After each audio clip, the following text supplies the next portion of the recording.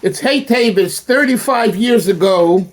Today is when a non-Jewish judge, a Goyish judge, Judge Charles Sifton, made a ruling that the library of the Frierdiker Rebbe belongs to Lubavitch and Hasidim, and it's not a personal family loom that doesn't belong personally to anyone in the family. Amen.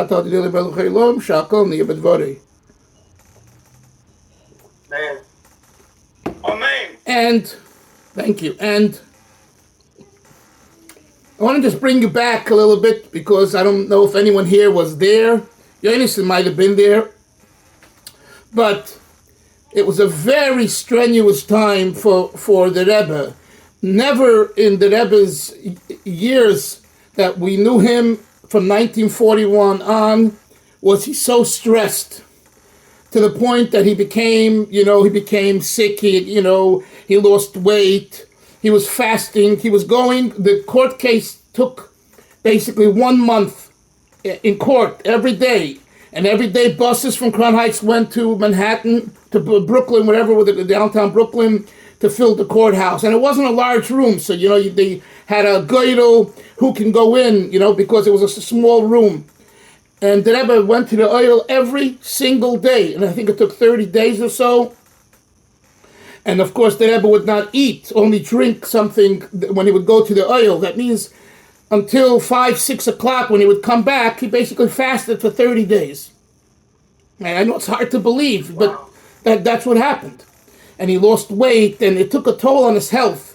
And the Rebbitzin and others, were pleading with him, but with the Rebbe, if he made up his mind about something, you couldn't change his mind. And all of this was seen during the Farbrengens when he spoke publicly about it. The first time he did was Yud Beis Tammuz, 1985. Before that, the Rebbe called in a few of the Rosh Hashiva and a few of the leaders to his room. And all they would say is that, so everyone knew that something's happening, but no one had any idea what was going on. So they asked the people that were called in, why were you called in? So all they said is, you'll hear about it at the Farbrengen, Yud Beis Tammuz. The Rebbe said he's going to speak about it publicly. And only towards the end of the Farbrengen, after hours of sichos and a maimer and everything else, did he share the pain. And he said he's going to speak about it briefly and just what's relevant to the public. Because there was much behind the scenes that wasn't relevant, he felt, and of course he didn't speak about it. And basically he said that 3 people went into the library and they took out Seforim of the library. Some of them were very expensive ones, and they were going to sell it on the market, or they said they're going to sell it on the market. And the Rebbe said 2 of the individuals already returned the Seforim. It happened to be they were 2 Bocharim, one of which I know, the other one I don't know. And they weren't doing it in cahoots, I think, with the individual, the Rebbe's nephew, Barry Garari, who took the expensive books that he knew he could sell on the market for a very good price because he needed money at the time. And his mother, who felt she is an inheritor of the library as her father's son, the previous Rebbe's daughter. So between her and her sister, the library belongs to them. And she felt that she made a deal with her sister, that they had a discussion that at any point they could, take any Seforim as long as there's an agreement, and then use it for whatever they want. And she gave permission, she felt legitimately, to her son. She doesn't have to ask by the Rebbe, it's not his. And the Rebbe said that the whole basis in the argument is incorrect because this belongs to the congregation Lubavitch, the Chabad, not to any individual. In the deposition, which now is going around, there's a clip. If you haven't heard it, I can send it to you. It used to be online, maybe still is, but they have it now on WhatsApp, where Nat Lewin, the lawyer from Silver Spring, Maryland, from Potomac, Maryland, who I know personally, and he was the lead lawyer in the case, he asked the Rebbitzin, Chaya Mushka, the Rebbe's wife, he asks her, So, to who did the Seforim belong? To Hasidim or to your father?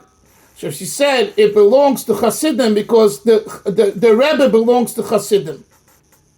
And those the famous words became a slogan and a thought process in the world of Chabad, that a Rebbe of a Lubavitcher Hasidim are one with the Hasidim. Now, for a moment, I want to share with you with what Rabbi Yoel Kahn, my Rebbe, my teacher, my Mashpia, taught us when he spoke publicly. He was given the mic and asked to explain what took place briefly. So he explained that this was a spiritual decree, one that was even greater than Yutas Kislev. And it was pretty brave of him to say that, but Yutas Kislev, he explained, was an attack on Hasidus, right? The Misnagdim were scared of what Hasidus is. They didn't know what Hasidus is, and they felt it's a cult and it's going to bring people away from Torah. He said, here, hey Teves, it wasn't an attack on Hasidus, it was an attack on the Rebbe. It was an attack on the figurehead, on the figurehead of Hasidim and Hasidus. Yes, Moshe. Rabbi Delvin, question. On Gimel Chanukah, that is the day when the second time that the Rebbe was in jail, he was released, if I'm not mistaken. No, it's hey the Chanukah, I believe, the fifth day. Okay. I think we discussed this last year, Dafka. We discussed this point. Anyway. Anyway, the point is, no, I think it's, okay, it doesn't matter. Anyway, the point is that I think it says in Hayom Yom, when they're talking about this, about that day, how exactly what you just said, that on Yud Tes Kislev, it was an attack on Hasidus, but on on the second time that the Alter Rebbe was in prison, right, it was an attack on him, like person. Exactly. It's exactly what you said. Right. Thank you. So I'm just right. Okay, right. But I want to explain that. The previous Rebbe passed away in 1950. Here we're talking about 1985, 35 years later. What happened all this time? In other words, why did they wait till 35 years later to make their attack and their scheme and their plot and do whatever they did? In 1950 already, there were two sisters and a huge library, maybe not as big, but very valuable, was left. And the answer is that at that time, they decided, because the wound was still fresh, let things be just as it is and shah. In other words, let everything remain in 770 and we won't deal with ownership. And that's the way it went for years and years and years. And there were times when the Rebbe wanted a sefer and he needed get permission from the head librarian, who was also a secretary of the previous Rebbe, to get the sefer. And this, of course, incensed Hasidim. They were very upset, but they could do nothing about it because the Rebbe didn't do anything about it. In other words, the Rebbe capitulated to the silent agreement, which we're going to just let everything, to use the expression, let dogs lie quiet and dormant, right? And it would have continued that way. It would have continued till the Rebbe's passing, It would have. What happened here is they went and they took Seforim out of the library, out of the domain of 770, and they sold it onto the market, on the Jewish book collectors market.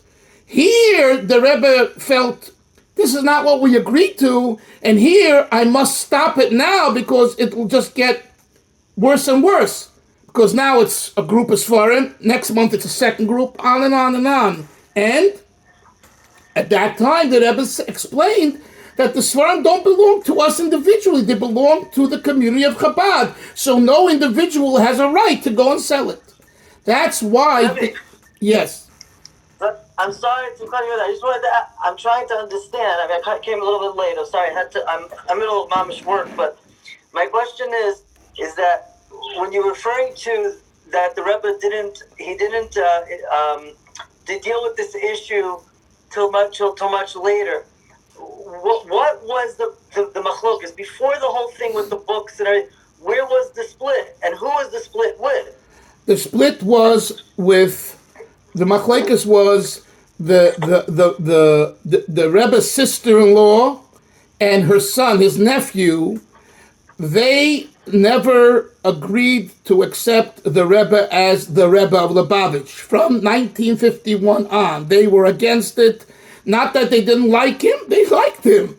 But they felt that there's an older brother-in-law, her husband and his father, and if anyone were to be a Rebbe in a figurative way, it should be him. And frankly, I argue that they didn't want anyone to be. They wanted it to be a triangle.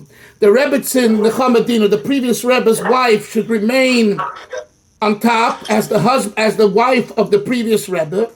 To the right is the older brother, and to the left is the brother-in-law, son-in-law, and to the left is the younger son-in-law. And each one has institutions that they manage, and that's it. You're talking about Rabbi Garari? Rabbi Garari and his wife, her name was Chana Garari, and his son, they called him Barry Garari, Sholem Ber Garari. The grandson, the only grandchild of the previous Rebbe, the only one. Yeah, the Gararis had one child. The Rebbe had no children. This was the only one. So the Chana Garari and her son didn't, and even Rabbi Garari in the beginning, but 2 years after he changed, he gave himself over completely to the Rebbe. They did not accept what thousands of Hasidim said. This is what we want. They basically went against everybody.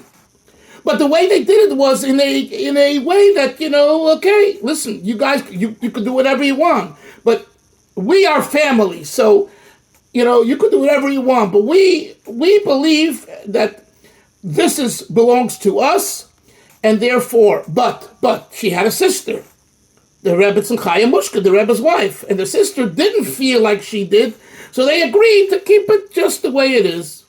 And they remained sisters, and they were such close sisters. They saw each other every day, and they spoke to each other, and like mamish. And this issue of the library was never discussed in a sense, or put just quiet. But then in 1985, because Barry, her son, needed money because he lost money. I think he invested in stocks and he owed money, so he figured, I'll sell some of the books that's in the library. They're worth a lot of money to collectors, and we'll have funds. And some say that it wasn't even he who came up with the idea, it was his wife. That's another story about her, Barry Garai's wife. She was the daughter of a chassid who was one of the closest chassid in the previous Rebbe.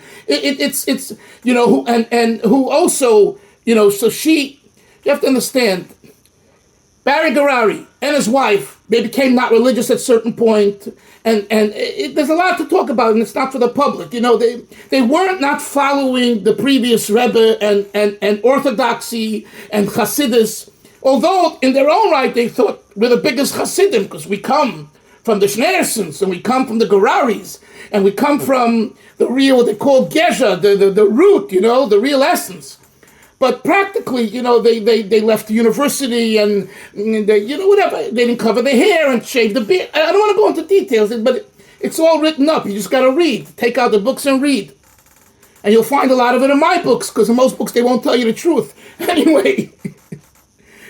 So 1985, Barry and his mother gave permission. Come in, take some books, sell them. There's thousands of books. What are you going to sell? 100 books? And you'll make some substantial money. For example, one Haggadah that was handwritten, I think, with illustrations. It was from 500 years ago, and Lahavdil, the Vatican, was dying to get that and to pay top dollar. And it wasn't the Rebbe's library. It wasn't the previous Rebbe's library. And that was one of the books, and somehow he knew about it, or he found out from collectors, and he took that Haggadah, and he put it on the market. Now that book probably can get $100,000 just for one Haggadah. So you're talking about collector's items that were worth a lot of money. By the way, he did not take any of the writings of the 7 Rebbes. He didn't take any, which is very interesting. I think it's a very, in other words, deep down, he knew that in 1985 that my uncle is the Lubavitcher Rebbe, and the writings of Chabad belong here. So he didn't take any of that. He took Seforim, other books. Okay?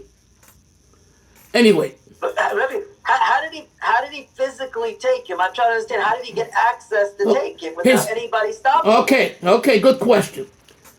The librarian, the chief librarian, was someone by the name of Reb Chaim Lieberman. Chaim Lieberman was born, I think, in 1899, and he was very close to the previous Rebbe. He was a personal secretary. He never married. He learned in Lubavitch, but he was a very strange person, and he was a bibliographer. He was a real scholar of history and writing, but he was strange. Like he never married. You know, it was like people couldn't. But he was a trusted man of the previous Rebbe. After Frierdiker Rebbe passed away, for 35 years he used to eat every night supper in the Gorari's home in 770 on the 3rd floor. He didn't have a wife, so she made food and he would come and eat. And he became very close to them. He had the key to the library. So when Chana Gorari, the previous Rebbe's older daughter-in-law, told him, open the library and it's hers, he listened. It's hers. He was just a librarian. So he went in and took out the books. Very simple. He had the key, or he was open the door, he went in, he took, and he went out. That's it. Yes, you're innocent. They said that they found out it was because there was a webcam above the door, and they saw that he was walking in and taking the book down. Right. The Rebbe said that miraculously. The Rebbe said that they were caught, on camera, walking in and walking out with the books. Yeah. Anyway. So the Rebbe makes, yes, Moshe. Good question. Technical question. What happened? We know this farm after the ruling. So we see the pictures of the van pulling up and the Rebbe's secretaries taking the boxes of the books back into 770. Were all the Seforim were they able to get all the Seforim back? For example, I'm not sure. For example, yeah. No, like you mentioned the example, like the Haggadah, for example. Yeah. I know that most came back. Maybe all, if not most. I don't know the answer if everything came back, but I believe most. Yeah, the 2 Bacharim that also took books, the Rebbe said they returned right away whatever they took. And with the Rebbe's alarm and involving the community by breaking the news to the public, and the Rebbe said, whoever holds one of those books in their hand is like holding a bomb. That was the Rebbe came out of his mouth. It's on tape. And when people heard it, even people who had items from the previous Rebbe that was given to them, for example, the Frierdiker, in Russia, I don't have to tell, Velvel can tell us, it's very cold in the winter. He used to wear a futtermantel. A futtermantel means a very thick coat with fur. I think it was called a futtermantel. The previous Rebbe had one of these, and he brought it to America, and he gifted it to his nurse, Manya, who I told you, Manya's son used to live in Bet Shemesh. Remember I told you that? I don't know if he still does. I met him in Eish Kodesh. Manya gifted it to Rabbi Shalom Ber Shapiro, who lives in Crown Heights. So Rabbi Shalom Ber Shapiro, after hearing the Rebbe's words that whoever has an item or Seforim from the previous Rebbe's library is holding a bomb, he wrote to the Rebbe, I have the coat. I was given the coat. Maybe I should give it back. And the Rebbe answered, that's not what I'm talking about. You got a legitimate gift from the nurse who was gifted the coat by the previous Rebbe and the family. It's hers, and she has a right to give it to you, and it belongs to you. But I'm just saying that the fear that we heard from you're holding a bomb in your hand. No one wants to have a bomb that can explode and will explode. So this alarmed everyone, including the greater market, and slowly but surely they started to return the books. And the Rebbe was very particular because Rabbi Zalman Garari wanted to pay some of the people who bought the books for the books, and the Rebbe said no, not 1 cent. They have to return the books because it belongs, and they have to work it out with the sellers, So I don't know how all those details. I think there's, not everyone agreed. So I don't know. Maybe it could be that some Lubavitchers paid some money quietly. I don't know. I don't know about that. I can't talk about it. But I can just tell you what the Rebbe said. But I want to get to the point because. So the Rebbe, he basically went to the Ohel for 30 days. And the judge said that he'll give a decision, but it's going to take several months because he needs to study the case. Meanwhile, he was dealing with a criminal case, a murder case, and it was pushed off not just for a few months, it was pushed off for a year. So a year later or so, on Teves, right? Now we're talking about 1980, 87, 86, right? 1986, the verdict came down from Judge Charles Sifton that the library belongs to the community. The citation that he used for his verdict was a line in a letter that the previous Rebbe wrote to the librarian of Marx, Mr. Marx, at YIVO. YIVO is the Yiddish Institute, which has a large, or JTS. In other words, not a frum institution, but they were in touch. Well, JTS, I'm sorry, thank you. The Jewish Theological Seminary, which was under the conservative movement. And the Friedrich Rebbe writes to him in 1943, I think, and he writes to him and he says that, my books that were in Poland and in Russia and all that, he says, it belongs to the community. I'm not saying it exactly, but something like that. And the judge, when Nat Lewin and the lawyers had a private meeting with the Rebbe to hear the Rebbe's view of why this isn't an inheritance of an individual and a family. Rather, it belongs to the community because, in a court of law, you have to present your argument. And just saying, I'm a Jew and I'm a chassid and all that, it ain't flying, So they were struggling with a legal argument and position. Something that they could present that they felt would legally convince a judge and make a solid argument. And it's the Rebbe who cited this letter, and he told them to look into this letter and to use that argument. And they're lawyers. They don't have to listen to the Rebbe. They weren't Lubavitchers. They weren't Hasidim of the Rebbe. And Nat Lewin saw the Rebbe's point, and he was the lead lawyer, and he did use that in his for his main argument. And when the judge Sifton made his verdict, part of the verdict, he refers to that letter as support and proof that this belongs to the community and not to an individual. So here's an amazing thing. There's thousands of letters that the previous Rebbe wrote, thousands. And our Rebbe picked out and knew one letter, one line in a letter, that this can convince, this is the argument you should argue. I think that's a phenomenal, not just insight of a tzaddik, but also of intelligence of how the Rebbe was such an intelligent person that he understood in logic what can convince a judge, a non-Jewish judge. And that's why after the verdict came out, the Rebbe wrote that this is the day in which even the federal judicial system, they saw that this belongs to the community, meaning that they recognize that this is a special day, and the Rebbe said this is the celebration, this is the specialty of this day. So this is what I want to talk about now. There's two things today. What do you have to do today?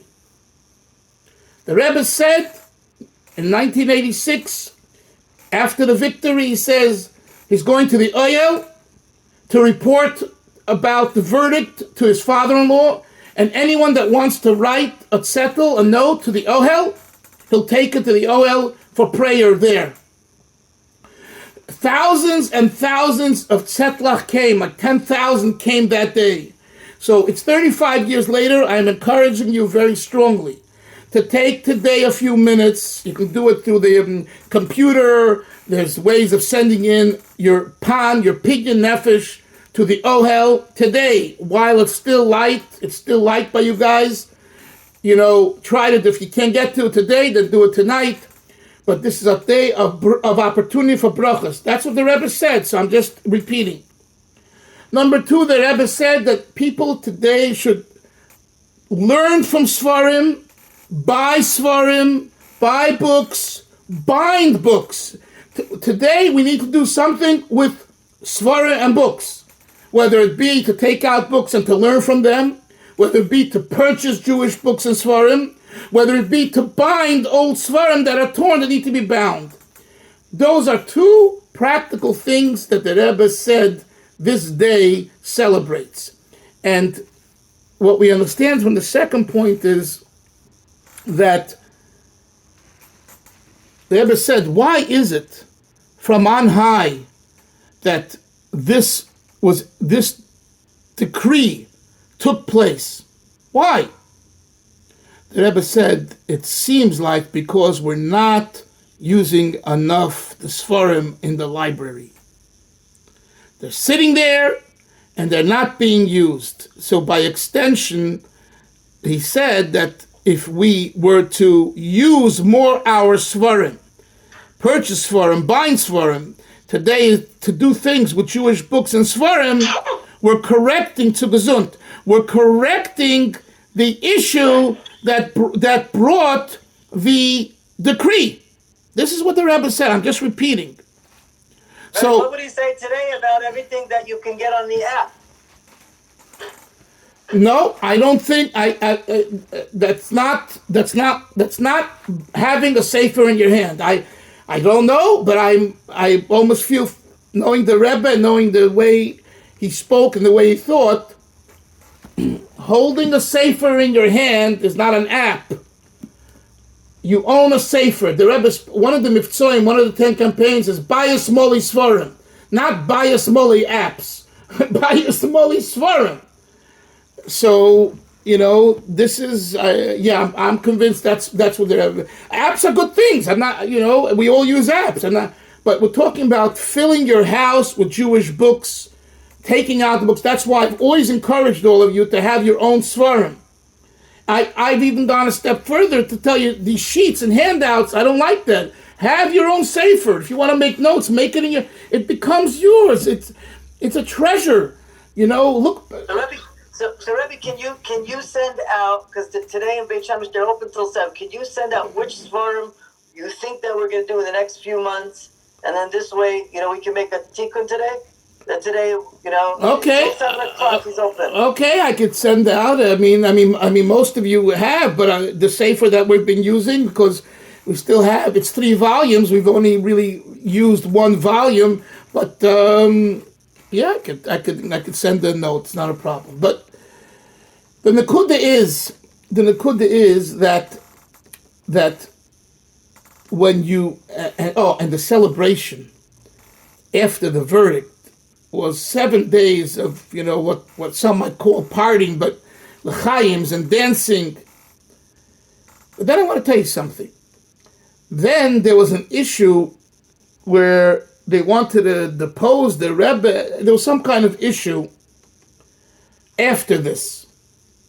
A year later, I think. And they also got a positive verdict in their favor.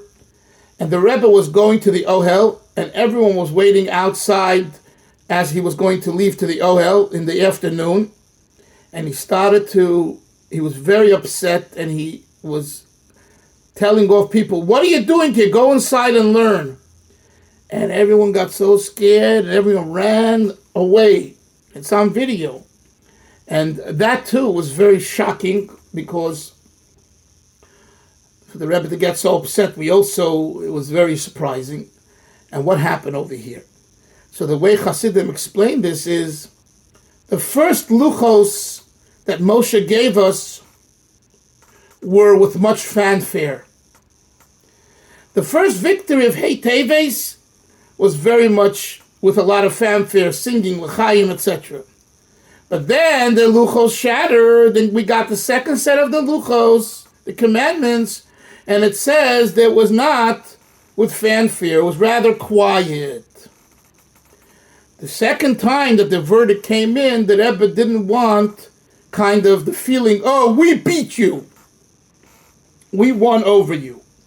Now, which reminds me, and someone asked me this just now in shul here, Chabad uses the slogan, Didan Notzach. We were victorious. Where did this come from?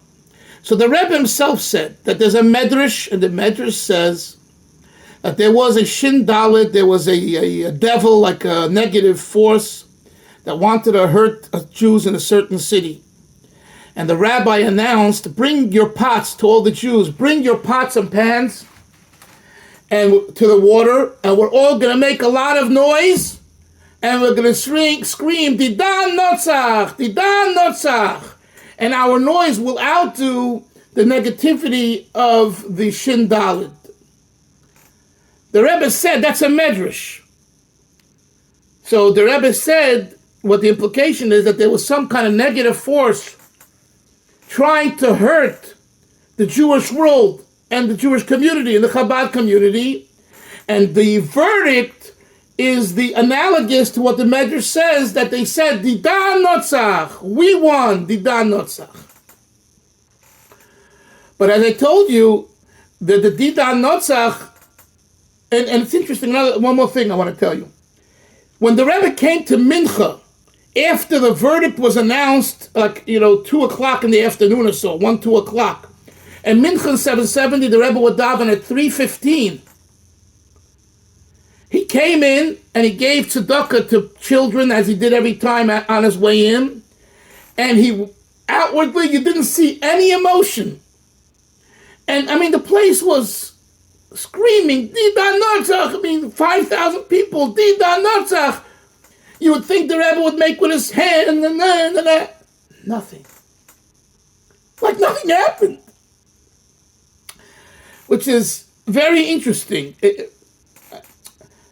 In other words, there's jubilation, there is victory, but God forbid to look at the downfall of your enemy, of your family, of people who go against you. That's the way I understand it. In other words, this by the Rebbe wasn't a personal thing, me versus you, my nephew against me. No, this was an issue that from on high, there was a decree here, and there was about the Rebbe being the Lubavitcher Rebbe, about the community being the Lubavitcher community, and the verdict substantiated that the Rebbe is a tzaddik and the head of Lubavitch, and the community is a legitimate community. And that's it. But not to go and poke the eyes out of the opponent. And I think that's a very important lesson. In life, we have issues. People with us with people. You have to be very sensitive not to poke the other person's eyes out. And even when you win, and even when you're right, be very careful not to embarrass another person by saying, I see, I told you, I'm right and you're wrong, and all that. So I think it's a very important lesson of how to serve HaKadosh Baruch Hu. And by the way, it's a chazal, b'nefayel oivecho al tismach. When your enemy falls, don't rejoice. Okay? So how do you balance that? I don't want to talk about how do you balance that with the sense of victory. The way Chabad sees it is the victory should be inside you. And do something about it. I just, at the end, before I came here, I banged on the bima and I told them, ladies and gentlemen, Rabbi Say, you're celebrating Hey Teves. You have to know what you need to do, and all the fantasies and all the fanfare, you leave somewhere else. You have to do those two things that the Rebbe said. You should, encourage you to write to the Ohel if you want that bracha. And number two, to learn Seforim, buy Seforim, or buying Seforim. That's it. That is the meat and potatoes. Everything else is secondary. The L'chaim, the Farbrengen, it's all nice, but if you don't have time to do that, and you just have time for one thing to do one thing, do these two things of writing to the Ohel and getting involved with Seforim today on some level. So I just wanted to share some of these thoughts on a special day like today, because it's really an opportunity. And who doesn't need a bracha? Every one of us, for whatever, children, health, parnasa, so take time, write to the Ohel today and make some kind of connection to Seforim today. What did you want to say now, Yoni? Yeah. Okay, so first of all, can you send? I'm sure there's a link, right? There's a link that we can just send something directly to the Ohel. Is there? I don't know.